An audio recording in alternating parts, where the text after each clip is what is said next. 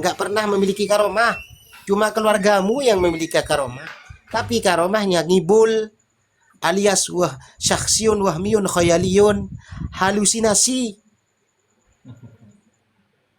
Ya Allah, ya Rasulullah, la haula wala quwata illa billah. Habib yang Makanya mutaakhir saja Ini untuk ada tamu teman-teman. sampai bingung Silakan. sampai Silakan Rip, Syarif. Monggo silakan Syarif. dari fatal.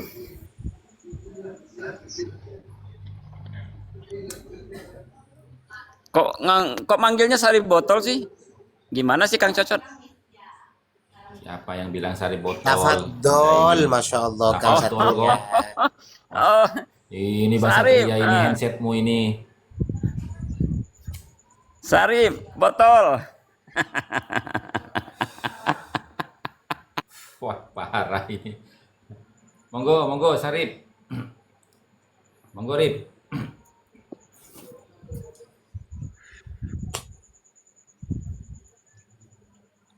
Padahal kan gini ya, kita itu bukan tidak percaya kepada karomah, gitu loh. Tapi sesuatu yang bukan karomah ya kita nggak akan akui sebagai karomah kan gitu. Karena karomah itu ada syarat definitifnya. Semua itu ada definisi, ada syaratnya, gitu loh. Tidak semua hal itu bisa dianggap karomah nanti ya. Sang Kuryang juga dikatakan karomah nanti.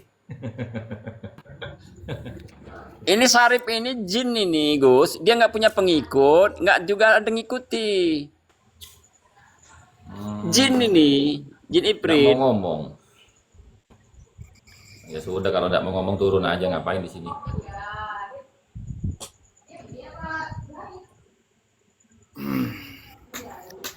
Padahal apapun garama itu masih lebih baik daripada istiqomah.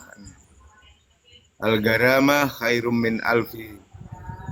Al istiqomah khairum min alfi garam. Balik. Itu pengertiannya salah jenengan Bang Cocot. Pengertiannya begini, karomah yang paling tinggi dan paling utama itu adalah istiqomah. Gitu loh. Kenapa? Karena kalau bukan seorang nabi dan bukan seorang wali, dia tidak akan bisa beristiqomah, nggak akan bisa.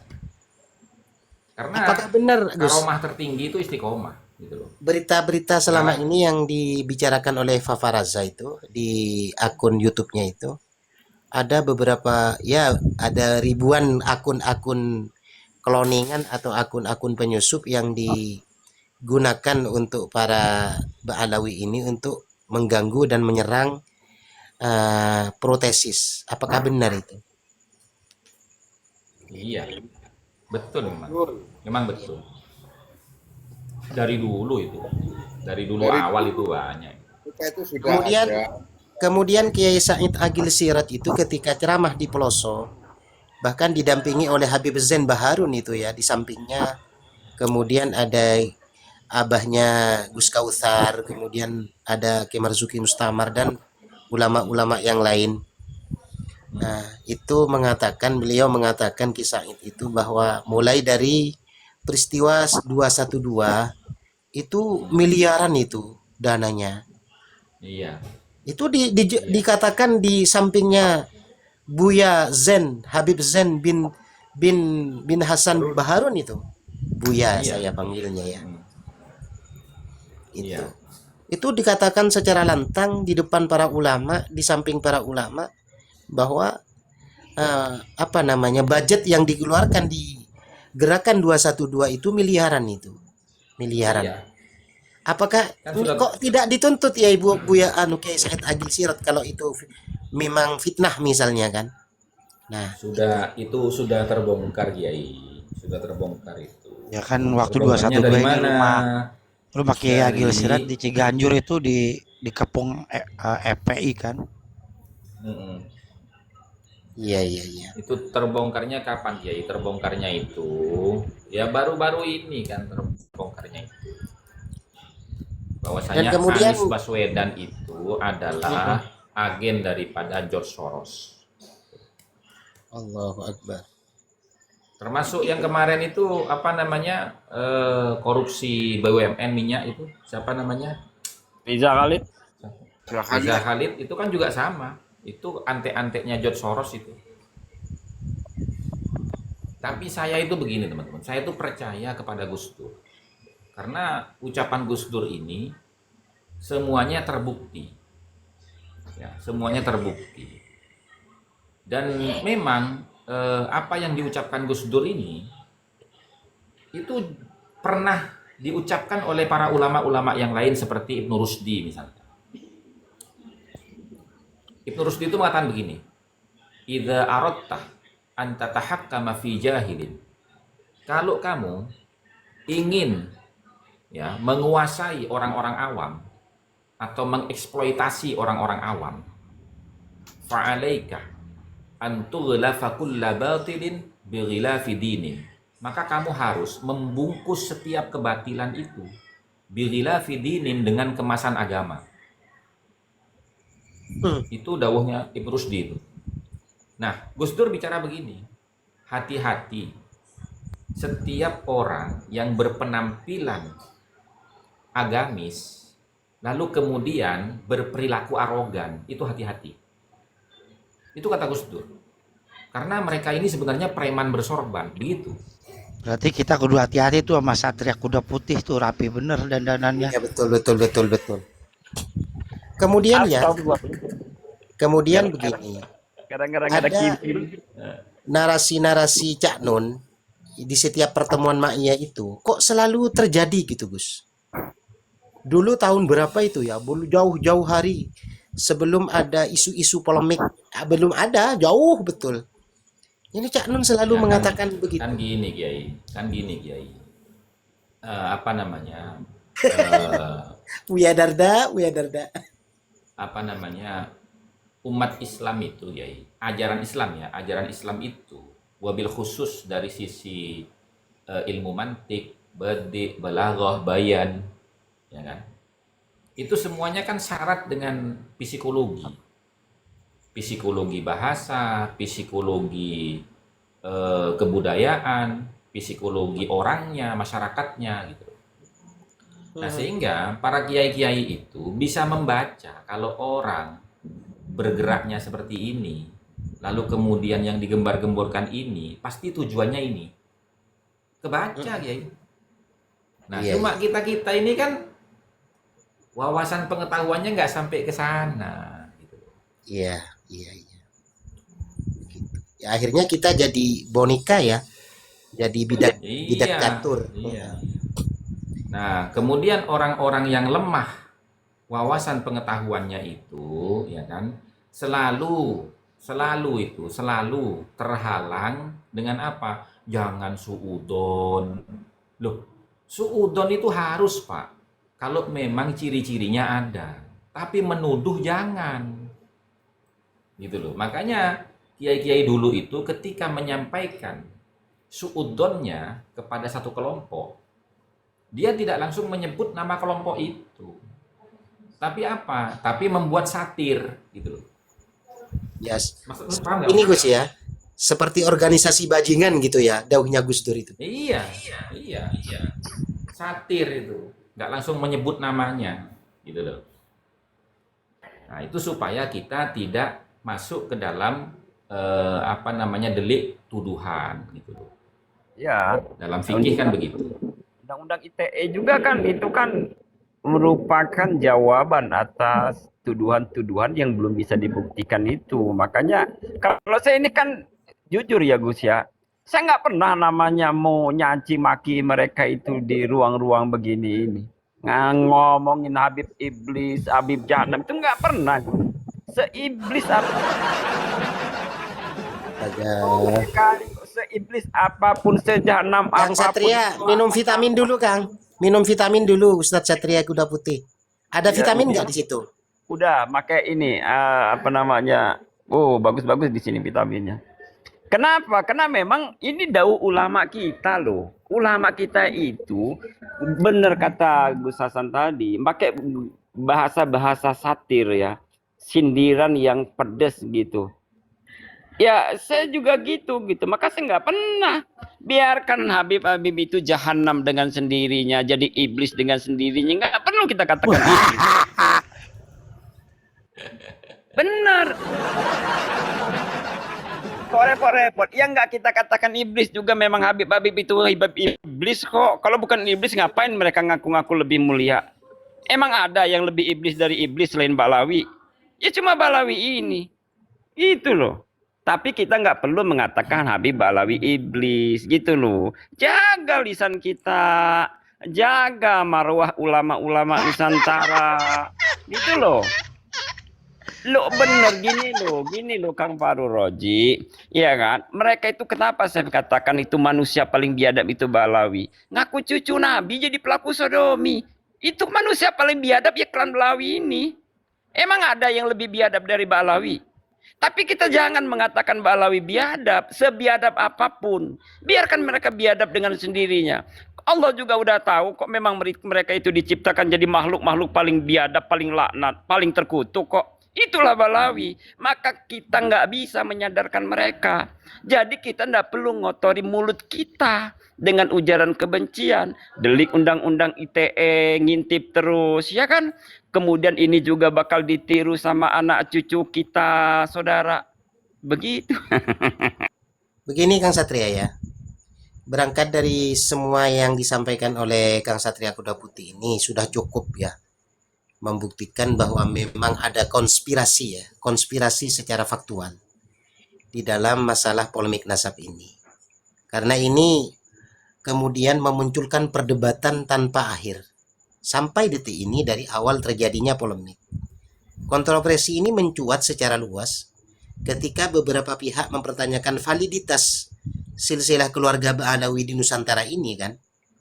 Kritik ini berpendapat dan kemudian kita tahu semuanya bahwa catatan manuskrip kuno ya, makhtutot, dinilai tidak cukup kuat untuk membuktikan garis keturunan secara absolut. Iya. Walaupun seandainya ada, akan tetapi itu kan direkayasa gitu loh. Kemudian memicu perdebatan di kalangan sejarawan dan tokoh agama. Ya walaupun kita ini bukan sejarawan ataupun tokoh agama, tapi kita masih mending lah. Karena apa? Karena kita masih mau Ya, mengkaji, silakan. belajar Terima gitu kan. kasih Bang Farrozi. Waalaikumsalam. Gitu loh. Kemudian dipicu oleh sindikat pemalsuan sertifikasi nasab. Ya. Ini adalah poin-poin terpenting. Aji, bentar, saya potong ya Aji. Jangan terlalu tinggi bahasanya. Habib itu nggak bakal ngerti. Udah bahasa kita aja, bahasa awam aja. Enggak harus disampaikan karena apa ya? Karena teman-teman kita ini semuanya cukup cerdas untuk menangkap apa namanya kosakata yang saya sampaikan. Ya kan? Tapi Balawinya nggak nyambung. Bentar dulu. Aduh. Kalau urusan caci mencaci sampean mau mendominasi saya nggak boleh. Gini, Iya, lanjut. poin kedua adalah sindikat pemalsuan sertifikasi nasab, ya kan? Isu konspirasi semakin kuat dengan terungkapnya dari tahun-tahun sebelumnya itu banyak terungkap praktek pemalsuan dokumen dan sertifikasi. Bahkan ada dulu itu pihak kepolisian itu sempat membongkar jaringan penipuan yang menjual sertifikasi silsilah keturunan Nabi Muhammad ini dengan tarif jutaan rupiah loh, yang mengindikasikan adanya celah penyalahgunaan demi status sosial. Nah, kemudian Betul, betul. yang ketiga itu adalah titik terhadap feodalisme agama. Feodalisme agama ini yang sangat rentan bagi masyarakat, terutama masyarakat bawah, akar rumput. Banyak kalangan mengkritisi sikap sebagian masyarakat Indonesia ini yang mendewakan individu bergelar Habib. Nah, contohnya para mukibin. Mendewa-dewakan orang yang bergelar Habib. Nah, kemudian kritik ini menyoroti bahwa gelar tersebut kadang dimanfaatkan untuk mendominasi ruang sosial. Faktanya adalah bocil yang belum matang, bahkan ya yang masih hijau, ya kan, sudah berani tampil di muka publik dengan membawa narasi keagamaan. Demi apa? Demi status sosial, untuk meneruskan meregenerasi daripada senior mereka, ya kan? Untuk apa mereka ini mendominasi ruang sosial? Untuk memperoleh keuntungan politik atau menuntut penghormatan buta meskipun perilaku figur yang bersangkutan menuai kontroversi. Contoh, anaknya Habib Hasan yang ada di sekarang itu, yang nganga-nganga kalau ceramah, ngomong nggak jelas gitu. Ini kan regenerasi daripada pendobrakan atau pengakuan status sosial di tengah-tengah masyarakat. Bahwa mereka ini adalah orang yang paling berhak untuk kemudian tampil di muka publik. Gitu loh. Dan itu feodal itu, feodal. Feodalisme agama itu namanya. Dan terkadang ada sikap arogansi. Ya, ini sangat dilematis ini bagi masyarakat kita, terutama di akar rumput. Kalau tidak segera kita amputasi dan tidak segera kita membackup atau membantah semua apapun yang disampaikan oleh mereka, ini bahaya laten bagi generasi kita. Akhirnya kita menjadi orang yang terjajah terus-menerus. Bukan terjajah secara jasad, akan tetapi terjajah secara nalar, secara doktrin dan sebagainya dan sebagainya. Lalu mau jadi apa generasi kita kalau ini dibiarkan saja? Karena kalau kita kembali mengacu kepada maqasidus syar'i, ya kan, dengan metodologi syariat Islam yang telah disempurnakan oleh baginda Nabi besar Muhammad sallallahu alaihi wasallam, dunia Islam ini tidak menerima yang bentuk penjajahan dalam bentuk apapun. Apalagi penjajahan spiritual. Penjajahan feodalisme di dalam agama tidak boleh itu. Makanya mari kita teman-teman semua, mari kita berkemas diri untuk terus mengasah rasio kita agar kita lebih cerdas di dalam menyikapi apapun yang terjadi. Fenomena-fenomena akhir ini sungguh sangat mendegradasi terhadap keutuhan bangsa ini. Dari aspek apapun itu. Camkan itu baik-baik. Makanya tolong kalau ada mukibin yang SDM-nya rendah, tolong nggak usah diladenin. Blokir aja. Turunkan kalau narasinya nggak benar. Terima kasih. Ya, saya tutup dengan pertanyaan kepada Gus Hasan Yai Aji ya. Gus, saya ini kan setiap kali membahas sebelum ke Gus Meteor ya. Setiap kali saya membahas bahwa ada Habib Hasan itu, bapaknya Tabat Yaba itu yang menjadi tersangka, terduga pelaku sodomi. Itu Habib-Habib itu pada protes, ente su'ul adab katanya. Dia itu udah wafat katanya, padahal bukan wafat sih ya, metong kalau menurut saya itu kan, udah modar.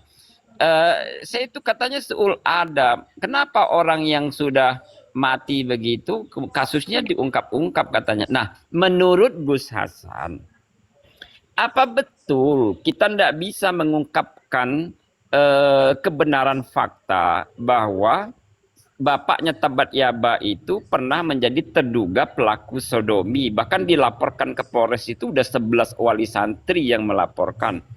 Apakah ada dalil yang sahih terkait larangan untuk mengungkapkan keburuan seseorang yang nyata-nyata di depan mata kan gitu? Menurut Gus Hasan gimana sebetulnya Gus? Nggak boleh. Jadi gini, kalau memang ada pelaku seperti itu memang harus diungkap teman-teman. Wajib diungkap itu. Nggak bisa nggak diungkap, harus diungkap itu.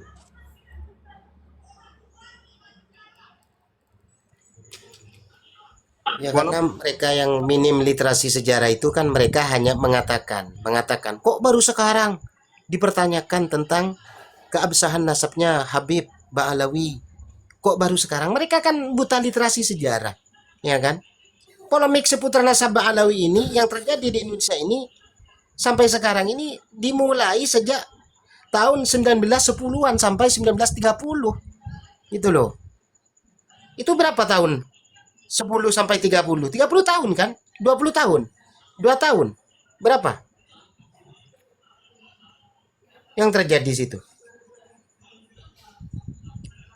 Masalahnya yang hampir sama sebenarnya pernah terjadi di Hindia Belanda. Dulu kan sebelum Nusantara ini menjadi Republik Kesatuan Republik Indonesia kan Hindia Belanda.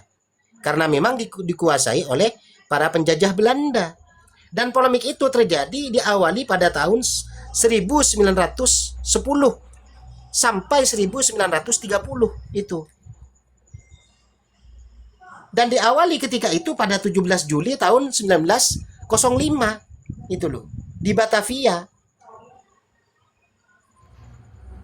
Banyak kalau kita ceritakan masalah itu. Makanya anak-anak kemarin sore yang sok-sok muhibbin, yang hanya hobinya puter-puter apa namanya sapu tangan atau sorban ketika sholawatan, baca sejarah. Gitu loh. Jangan-jangan inilah, jangan nyebut-nyebut tukang muter-muter sorban. Perasaan saya ini. Kenapa Dulu Ustaz? ada konsernya Mbak Lawisa di depan itu. Habib Rizik gitu. Perasaan saya kadang Kang Raden. Gitu. Iya, tadi kemarin malam tuh saya sangat gedek banget gitu. Ada bocil yang sok-sok tahu, kemudian membawa nama ulama besar. Dia tidak ngerti sejarah, histori sejarahnya seperti apa, gitu loh. Kemudian dibawa-bawa. Ya, sama halnya dengan junjungannya. Ulama yang tersohor, yang masyhur di Nusantara ini, kebanyakan yang beliau sudah wafat itu selalu dibawa-bawa untuk mempertahankan legitimasi nasabnya di tengah masyarakat karena sudah kadung mengaku dirinya sebagai orang-orang kelompok superior gitu loh. Ini kan aneh dan greget banget. Assalamualaikum. Jangan marah-marah Kiai, udah malam. Astagfirullahaladzim. Ini makhluk satu ini, kiai satu ini baru muncul. Kemana aja beliau ini ya? Ya Allah ya Rabbi, astagfirullahaladzim. Apakah khulwat?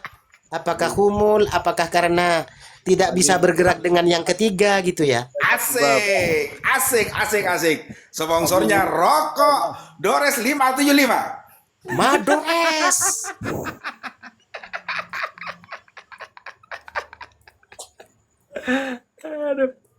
Enggak heran saya sama Yai Suara Alam ini.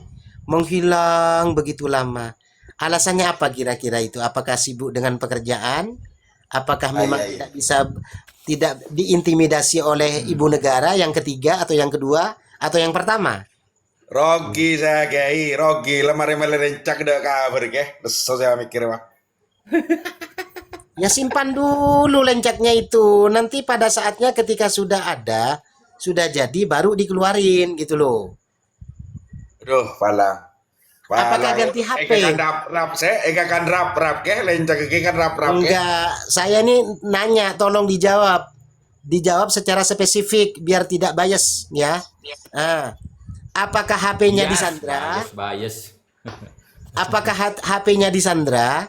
Apakah diintimidasi sama istri yang pertama, yang kedua apa yang ketiga? Tolong dijawab.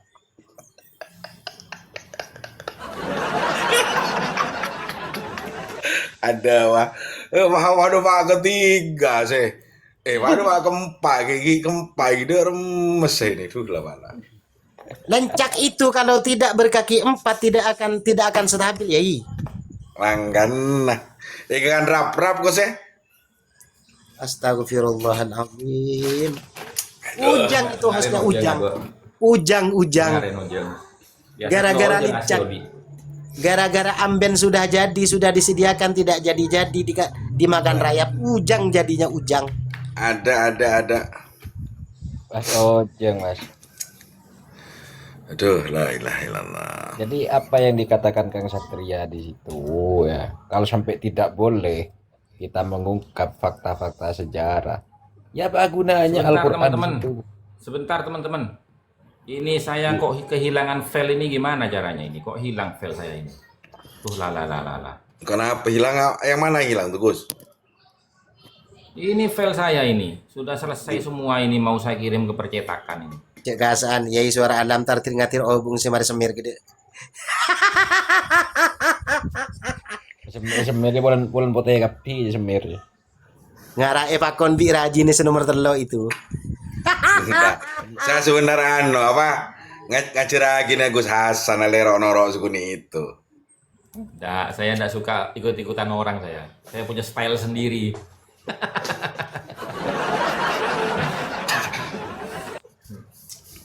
Waduh, pirang juga tuh. Ya salam pada Ingat ya berdebat. saudara. Ingat saudara. Zodiak saya itu Aquarius. Aquarius itu tidak pernah ikut-ikutan FOMO. Gak nanya. Gini Gus, apapun zodiakmu ya, apapun itu, apapun kehidupanmu, apapun makananmu, apapun minumanmu, Saya songkon apa ini alias sopan. jangan Rokoknya lupa, tetap modres. rokoknya tetap Madores begitu. Siap. Apapun nasabmu, apapun pekerjaanmu, apapun segalanya terserah sudah. Yang penting rokoknya tetap Madores begitu. Benih lah. Benih kalau ngomong Madores itu dah. Promo.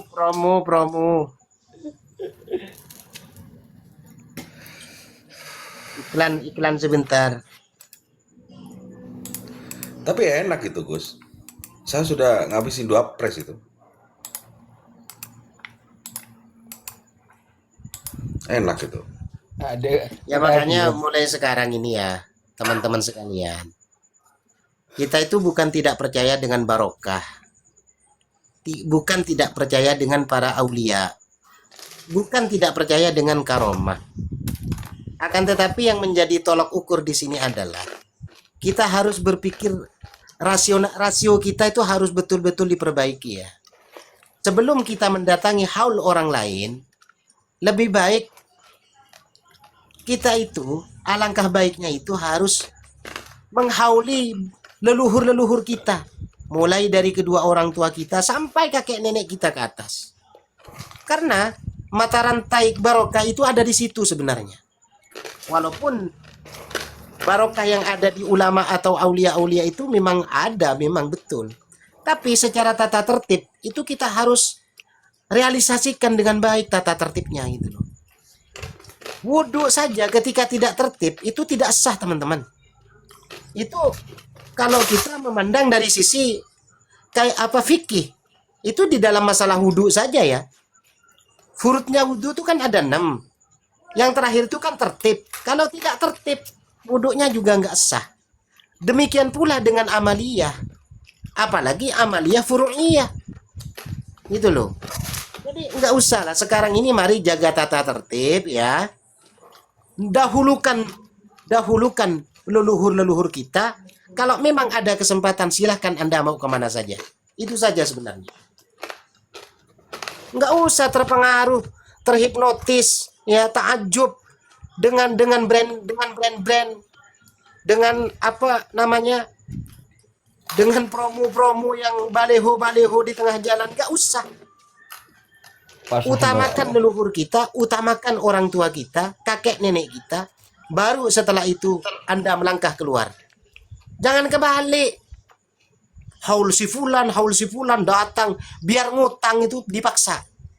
Sampai di rumah, ditanyakan sama istrinya, mana duitnya bang? Habis. Buat apa? Buat kongko di haul tadi. Tangkar itu Raja Kenny itu, piring melayang.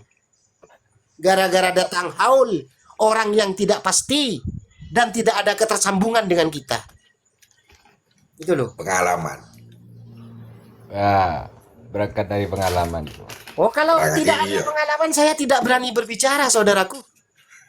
Dan itu terjadi di seluruh individu terkadang, kecuali memang orangnya income, masalah finansial. Kalau sudah income, ya duitnya berseri-seri, ya kan? Kemudian kartu kreditnya berlipat-lipat, itu saya nggak komentar.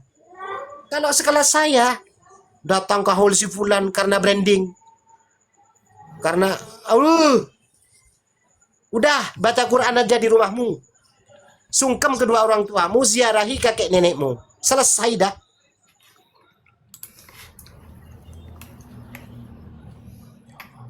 Setuju, Ge.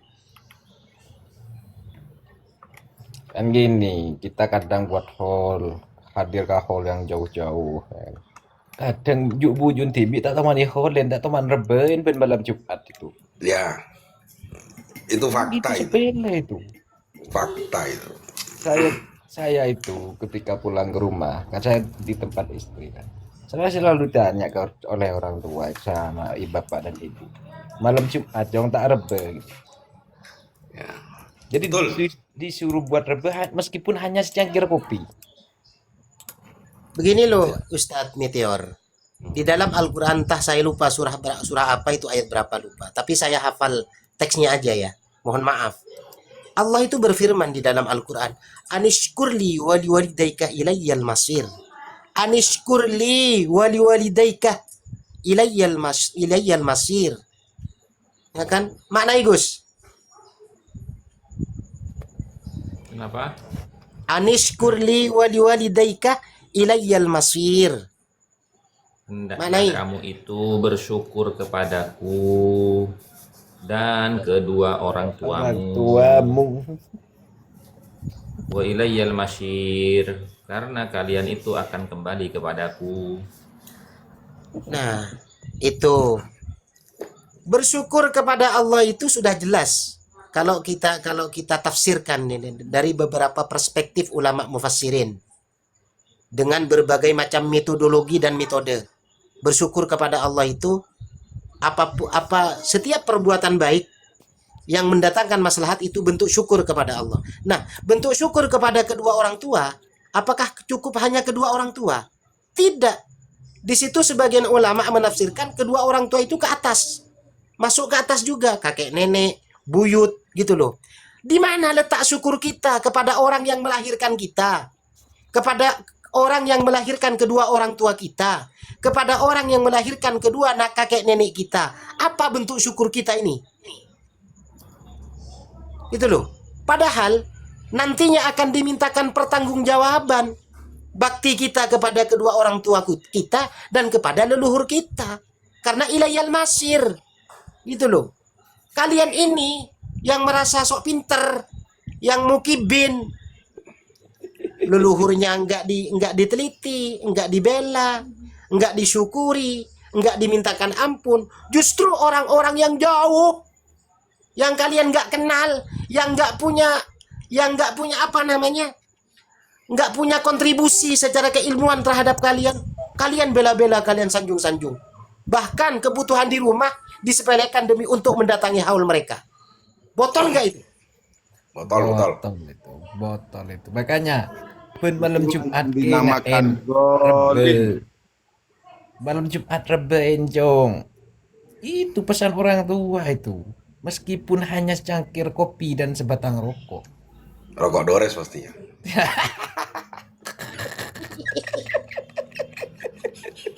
Loh, itu memang betul, Pak, gitu loh. Iya. Artinya di situ kita menunjukkan bersyukur dan juga mengingat kepada leluhur kita. Bersodakoh. Kan begitu. Ada sisi baiknya kan di situ. Apa yang sisi jeleknya kan enggak ada. Kan malam Jumat jong, keingaen jong emban jong. Keingaen bujun jong. Keingaen sandi tanah jong. Itu benih balawi bukan. Kan begitu Kalau saya itu ditanyain sama Mbak Ibu itu. Mbah itu dulu suka rokok apa? Gitu kan. Aku bilang, Mbak bilang, Dores. rokok Dores gitu aja. Tak beli Dores ya aku. Serius. Namun juga anak berbakti kepada kedua orang tua ya. Apa maunya dia ya aku beliin gitu kan. Kirim gos gitu langsung. Rokok Dores.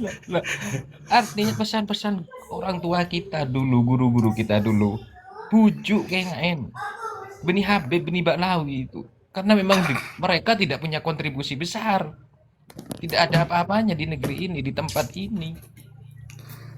Makanya selaras dengan dahum bahwa hasbullah, di situ hubbul watan minal iman kan begitu. Misal ya Ustadz Meteor ya, kita ini dari saking tidak bisa mereferentasikan rasa syukur kita kepada leluhur, terkadang kita nggak kenal loh sama yang babat asal muasal, yang babat kampung kita nggak kenal, gitu loh. Yang mengislamkan, yang mendakwahkan, terutama bagi guru-guru kita yang mempelajari kita huruf hijaiyah, Betul. niat sholatnya wudhu dan sebagainya, syarat sahnya wudhu, batalnya sholat, syarat sahnya sholat, rukunnya sholat. Itu yang mengajari tuh guru-guru kita di kampung, di surau-surau. Terkadang kita lupa betapa zalimnya kita ini. gitu loh. Lalu bentuk rasa syukurnya di mana gitu kan? Aneh bagi generasi kita sekarang ini, terutama Gen Z. Aneh banget. Nah makanya kita ini harus betul-betul membackup doktrin-doktrin yang sekiranya dapat mendegradasi kita daripada sejarah leluhur kita. Gitu loh. Harus itu. Masalah menghormati. Siapapun harus kita hormati selama orang itu layak untuk dihormati. Itu loh. Saya penasaran ke Kiai ini nggak sapro bentro tahu. Oh, Mbak Abud itu, gini ke Mbak Abud. CIU, gini kayak nyamar, gini ke CIU, gini kan. Mbak Abud. Kebele, jangan dibocorkan lo ya, kecuali yang sudah tahu. Biar aja penasaran beliau. Aduh, ya Allah, ya Allah. Kalau udah ngomal begini, rokok dores begitu, ya Allah, sumpah enak banget. Nikmatnya luar biasa. Lonas otang menjawab 757 lewat semua. Ya mas langsung ngolonas otang. Iya yang gunung. Ana pesampian mikir penasaran ke gula. Napa ken cuma basa-basi? Ini masalah basa-basi. Dari anon kru kata-kata ku tiap tron ningali roban biar. Oh ini anom janon kem kan. Anu saus. Video call nge grup saus mangken. Tak usah. Aduh, la ilaha illallah.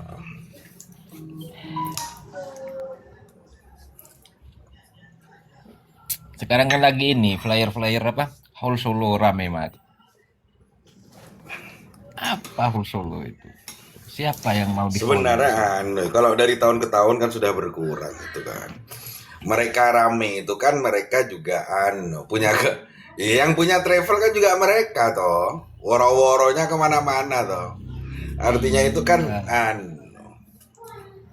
apa ya? Bisnis terselubung. Teman saya itu kalau ada Hall Solo itu panen raya. Panen raya. Ya ongkosnya tidak wajar itu. Sama makelarnya yang tidak wajar. Jadi ketua rombongannya itu katakanlah 2 juta dari sini ke Solo itu. Sama ketuanya tariknya 3,5 itu. 3 juta itu. Sama ketua panitianya itu. Contoh kecil Ustadz Meteor, kalau kita ingin mengagul-ngagulkan, mengunggul-unggulkan leluhur kita, saya sedikit punya kutipan sejarah, tapi saya tidak bisa nyebut merek, gitu kan? Ini fakta, Ada salah seorang yang tidak terkenal, tidak masyhur, karena memang tidak dijual namanya dan tidak diunggulkan. Karena apa? Ya karena demi menjaga martabat, demi menjaga berupaya untuk memberikan pelajaran kepada anak cucunya gitu loh, sehingga beliau-beliau ini betul-betul menyembunyikan, walaupun tidak humul akan tetapi mastur, mastur di dalam masalah kekaramatan begitu loh. Itu ada salah satu orang dulu, ya kan? Ada salah seorang kiai. Kemarau seperti apapun, ketika beliau safar atau di dalam perjalanan selalu dilindungi oleh gerimis-gerimis itu. Makanya pas culukin juk rese itu loh. Itu satu aja dulu. Ada satu lagi, ini fakta ini loh. Makanya saya nggak nyebut merek, nanti disangkanya jualan karomah nanti. Biar mereka ini tahu kalau kita itu percaya sama karomah, akan tetapi secara faktual, bukan hanya dengan sekedar syaksiyun khayal wahmiyun khayaliyun gitu loh. Nah, ada satu lagi di atasnya sedikit. Itu setiap dia dibicarakan dimanapun di daerah itu, ketika namanya disebut, orangnya langsung datang. Secara jasad itu langsung memang silaturahim gitu loh. Tidaklah satu tempat, satu rumah, satu keluarga membicarakan nama orang itu, dia selalu omber kalau kata orang Madura. Makanya culuk hijau omber. Udah situ aja. Lo karoba ala wibainu. Balawi tadi bujuk. Balawi tadi bujuk. Situ main bujuknya Mbak Lawi itu, bujuk Barhut itu, Mbak Lawi. Jo tompeng datang Jo tompeng dari Pontianak datang. Mbak Lawi itu satu bujuknya, bujuk Barhut itu. Kalau kita bujuknya kan banyak itu loh. Bujuk tompeng, bujuk letong, bujuk gembaran, kena itu urusan bujuk. Iya. Tapi beliau tidak pernah mengunggulkan bujuknya. Nggak Beliau ada. tidak pernah mengunggulkan Madura Jawa bahwasannya itu tempatnya para waliullah, punya karomah tinggi-tinggi. Tapi tidak pernah dijual itu nama. Hanya sekedar menjadi cerita bagi anak cucunya, itu pun hanya sepintas. Yes, Untuk betul. dongeng-dongeng itu. dongeng tidak tercatat, diabadikan, tidak sampai seperti itu. Wakilah boleh percaya dan tidak. Tapi kalau sudah dicatatkan, maka itu harus dipercayakan begitu. Beda dengan Mbak Alawi, kan dicatat berarti harus dipercaya dan diagungkan dan dimuliakan. Kalau kita tidak ada hanya dongeng, tapi dongeng itu masih ada jejak digitalnya, ada Ya, jejak bisa napas terverifikasi ya. bisa terverifikasi. Verifikasi karena relit pusaranya ada, kubu Betul. makbarohnya ada, peninggalannya Semua ada, ada. sampai ke tali kolornya ada. Dari kulit ikan, dari kulit pohon waru ada, masih hidup sampai sekarang, masih basah. Ya, banyak saksi bisunya, Banyak itu. Makanya saya tuh ketawa ketika mereka itu bernarasi menjual karomah datuk-datuknya. Ngapain sih kalian ceramah kalau hanya ingin dongeng semata seperti itu? Kenapa kalian ini kok tidak berbicara masalah sejarahnya Rasulullah, bagaimana sahabat, ya kan, secara detail. Kemudian kalau mau berbicara masalah tafsir secara mufassirin, mulai dari Imam At-Tabari, semuanya diceritakan kalau mampu. Dari segi tabaqatul fuqaha misalnya, dari madzhabul arba, ceritakan itu. Sejarah hidupnya, bagaimana manakibnya, bagaimana karangannya, kemudian dibaca di atas panggung gitu loh. Sebagian-sebagian gitu. Baru top itu. Ceritanya turun rantai emas dari langit lah. Berak jadi emas lah. Imam At-Tabari itu kan sezaman sama itu ya. Sama Fakih Muqaddam itu. Iya, terus kenapa? Ya, dari 29 kitab yang dia karang tidak pernah mereportase kisah Fakih Muqaddam kok. Ya berarti kan Coba nggak baca ada. kitabnya. Enggak ada. Fakih Muqaddam kan Imam siapa? At-Tabari itu. Berarti kan dia di situ hanya tokoh fiktif, tokoh dongeng.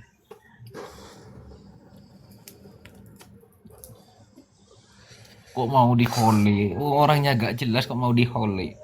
Dikatakan Al-Imam Al-Faqih, ila hadratil Faqihil Muqaddam, kentok rapat tuap. Pikir Iya, kentok. kentok tuap itu. Iya, tuh ale anu ya. Ale mateng ya. Iya. Ndak istilah itu loh, kentoi itu mah boleh mana. Mau ngomong tak jelas, jadi kentok tuap itu. Iya. Aduh, la ilaha illallah.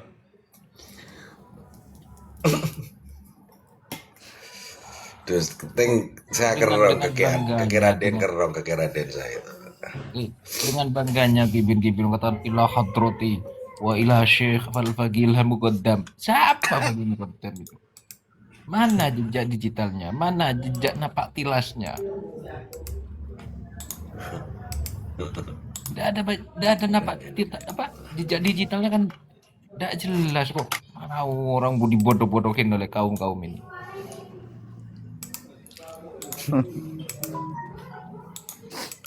Ayolah yang cerdas, yang jelas. Al-Faqihil Muqaddam.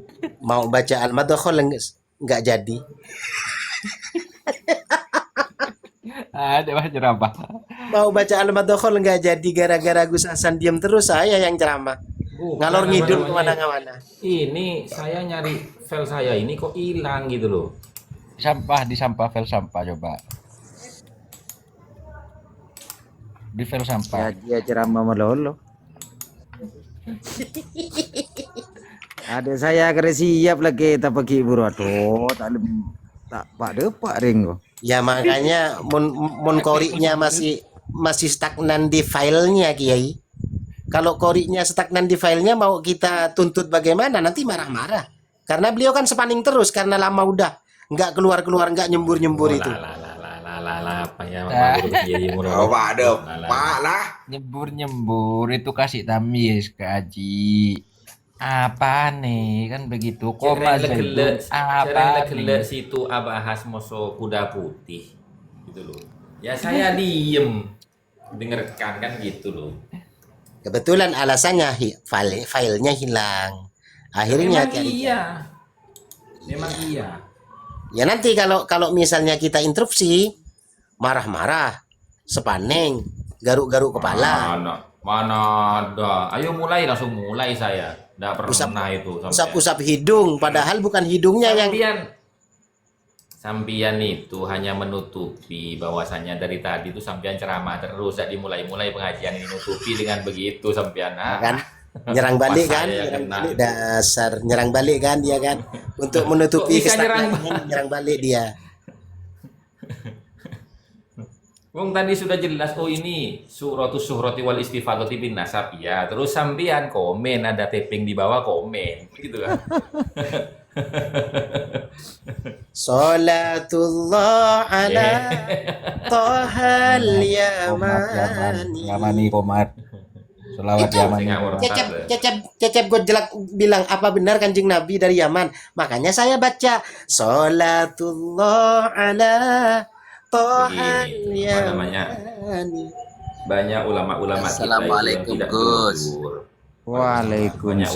ulama-ulama kita itu yang tidak jujur menyampaikan narasi ya. Seperti contoh nih ya, saya kritik ya, Lutfi Basori Malang itu nggak jujur Oh. menyampaikan narasi itu. selak itu Kenapa? selak Gini, ketika rame-rame kita itu mengkritik tentang lagu Tohal Yamani, ya. Lalu kemudian pembelaan dia kepada lagu itu apa coba? Nggak ada salahnya untuk mengatakan Nabi itu adalah keturunan Yaman. Karena apa? Karena ulama aja mengatakan seperti ini, ya kan? At-tihamah minal Yaman, ya kan? Apa namanya? At-tihamah minal Yaman wal Makkah min Tihamah, gitu loh. Nah, jadi Gunung Tihamah itu bagian dari negara Yaman dan Mekah itu bagian dari Tihamah, gitu loh. Nah, lalu sama Lutfi Basori itu diartikan. Artinya apa? Artinya Mekah itu bagian dari Yaman. Gitu loh. Padahal kan bukan begitu pengertiannya. Pengertiannya begini ya. Pegunungan Tihamah itu membentang di pesisir Laut Merah dari mulai wilayah Makkah sampai ke Son'a. Itu loh. Sampai ke wilayah Zabid itu, Son'a itu. Gitu. Artinya apa? Gunung Tihamah ini, ya kan? Itu melewati dua wilayah, yaitu Mekah sampai ke pesisir Yaman, Laut Merah. Nah, kemudian pertanyaan saya, Nabi lahir di mana? Tihamah yang di Yaman apa Tihamah yang di Mekah? Kan begitu cara mengartikannya. Ya kaki Lutfi Basori, kaki jenggu Ibaratnya gini Gus, biar Gitu. logika gampangnya kayak beginilah. Gunung Bromo, ya, Gunung Bromo itu kan membentang Pasuruan, Probolinggo dan Lumajang. Iya kan? Di peta itu. Cuman saya kan lahir di Probolinggo. Terus saya mau dikatakan Enggak, orang sampean itu Papua. sampean itu kelahiran Pasuruan karena Bromo itu bagian dari Pasuruan. Dari iya Goblok. aja otak Lutfi ya. Goblok itu. Cermat kamu. Kikir kayak Lutfi Basori Alwida remari orang ini. Payah. Mari nah, sekarang gini, dia kan membohongi umat, Kiai. Gitu. Iya. Terus? Ada. Loh, kok ya terus. Jadi sampean saya cerita tadi tuh dengarkan sampean. Ya dengarkan Ken cuma Ken mau ngocok itu sebenarnya malah lanceng. Apanya? Sebentar Gus. Kemungkinan tadi Aji nyanyi Suratullah ala Tohal Yamani itu mungkin kangen saat jadi kipin Gus. Enak aja Tohal ini. Udah mulai Iya, betul. berani framing ini sudah. Karena karena dia punya kenangan terindah itu. Iya Gus. Aduh, hancur. Enggak Enggak, ya kan Haji. gini loh, Sekali aku Yai. harus bela Sebenarnya kan gini loh, Gus Hasan ini. namanya kan masyarakat itu kan namanya orang awam itu kan gandrung kepada tokoh yang dia jadikan panutan kan. Tuh, Nah, ketika betul. tokoh yang dia jadikan panutan itu tidak jujur di dalam menyampaikan, nah itu kan berbahaya. Dan justru ya kan terjadinya pergesekan di akar rumput itu karena apa? Ya karena ketidakjujuran ini dari orang yang dipanuti gitu loh. Gitu.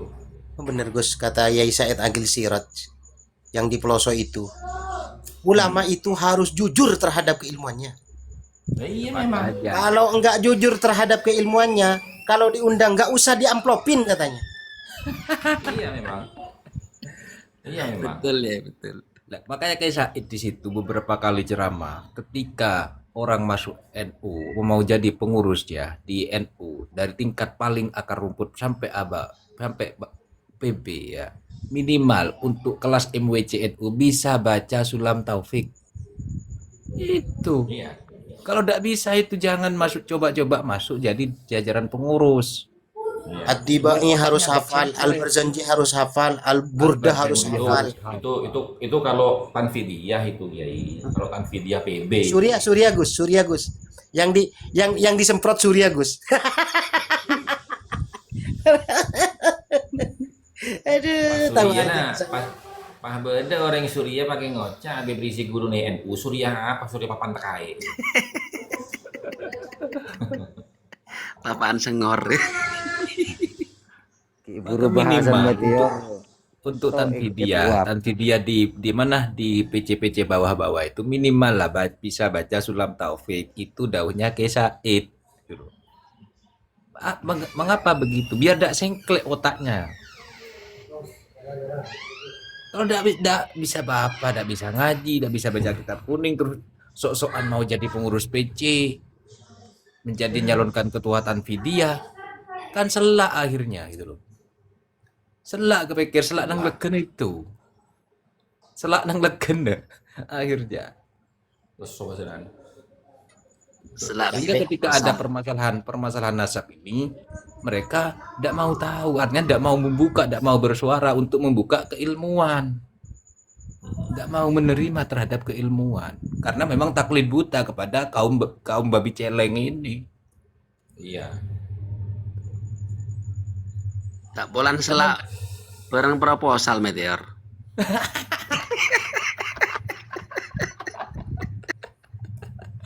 Iya.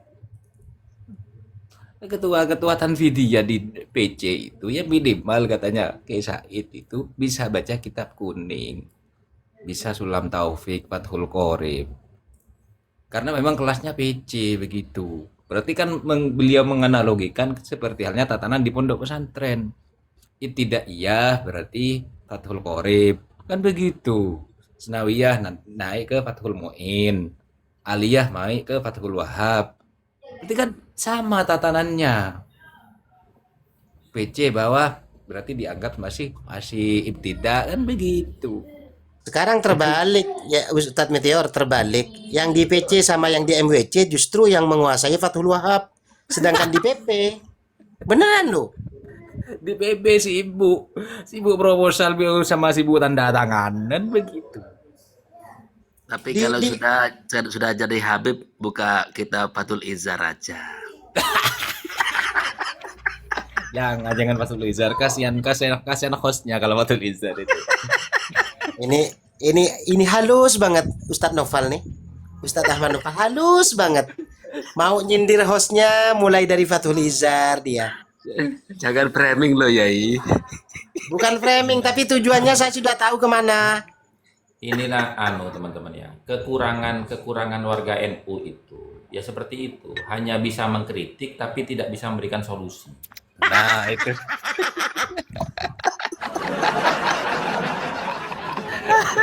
Sama halnya dengan begini Gus ya, mau diajak kumpul tapi nggak bisa diajak berbaris gitu ya. Iya, begitu. Kalau Yai Aji jangan suka nyari solusi nanti. Takutnya nanti katur kejenengan gitu loh Yai. Kalau saya sudah kebal, santai aja.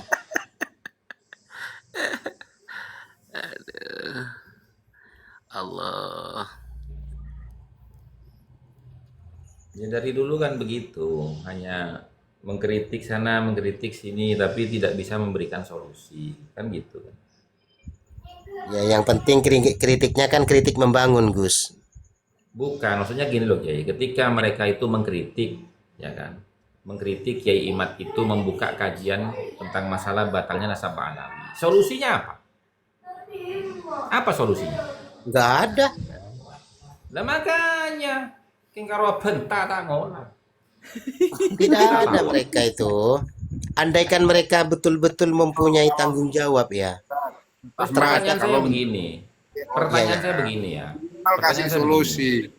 Ini loh ada santri saya Gus, monggo gitu loh. Gitu. Kalau memang mereka itu ya mau mengkritik tentang kita ini yang membahas Khairul Nasab itu mbok ya teman-teman, anak-anakku, santri-santri, kader-kader NU. Ayo jangan bicara di ruang publik.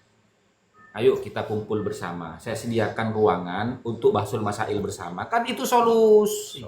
Bener kirim kompleng tuang kok bener anan mbak pendek. Top itu. Tujuh itu. Opung itu yang dihindari kok solusi Gus. Itu yang dihindari oleh kaum-kaum. Apa ngamuk meteor dekiannya. Top itu seperti itu. Ya kan aneh ya, Nahdlatul Ulama, ya kan. Kebangkitan Ngarep batu bara. Tentang ngocopok ke timur pakai batu bara. Gus, yang kepenak-anak saja paling Gus. Enggak kan gini loh teman-teman ya. Mereka itu enggak melihat pergesekan di bawah ini, di mana warga Nahdliyin itu yang menjadi ya yang menjadi orang yang paling merasakan gitu loh. Bagaimana kejahatan mereka dengan mengatasnamakan nasab. Nah, ketika pecah seperti ini, mestinya mereka itu ya nggak remeh saya mau bicara itu ya. Nggak masuk akal gitu loh. padahal Gini, mohon maaf ya. Coba sumbangsihnya mereka kepada perjuangan fikroh dan harokahnya NU itu apa? Dibandingkan kita ini yang selalu menjadi muharrik di tengah-tengah masyarakat untuk tetap mempertahankan NU ketika mendapat gempuran dari FPI dan lain sebagainya. Betul. Gitu. Betul. Karena memang warga NU Nahdliyin akar itu, rumput yang di NU bawah. itu merangkul, bukan memukul. Iya, kamu merangkul pahyan tem dari bebe deh. Jangan sedang gendeng nggak kayak dia. Gitu. saya punya sedikit cerita, padahal saya pernah menceritakan ini ya. Di MWC dulu waktu saya masih eksis ya. Di MWC itu dulu sangat solid, sangat rapi. Saya tidak sebut mereknya, MWC pokoknya. Nah, dulu semua tokoh-tokoh ya,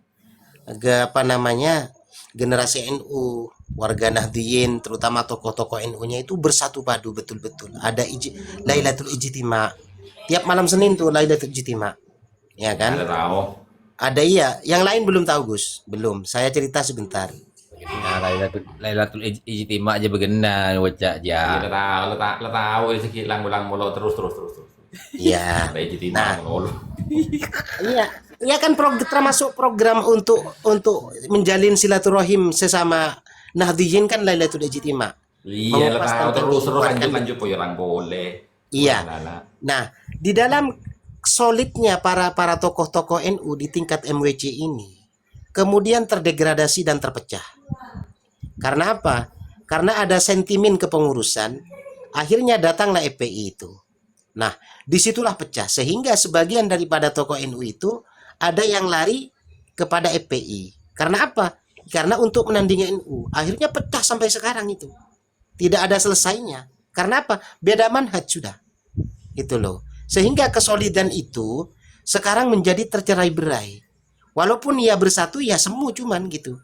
Hanya senyum di bibir tapi di hati membludak. Nah itu di MWC sampai saat ini. Nah ini apa? Ya karena memang dari FPI ini ada upaya-upaya untuk membenturkan sesama Nahdliyin sampai sekarang. Dah, yang anehnya lagi, yang di PAC kemudian di di PW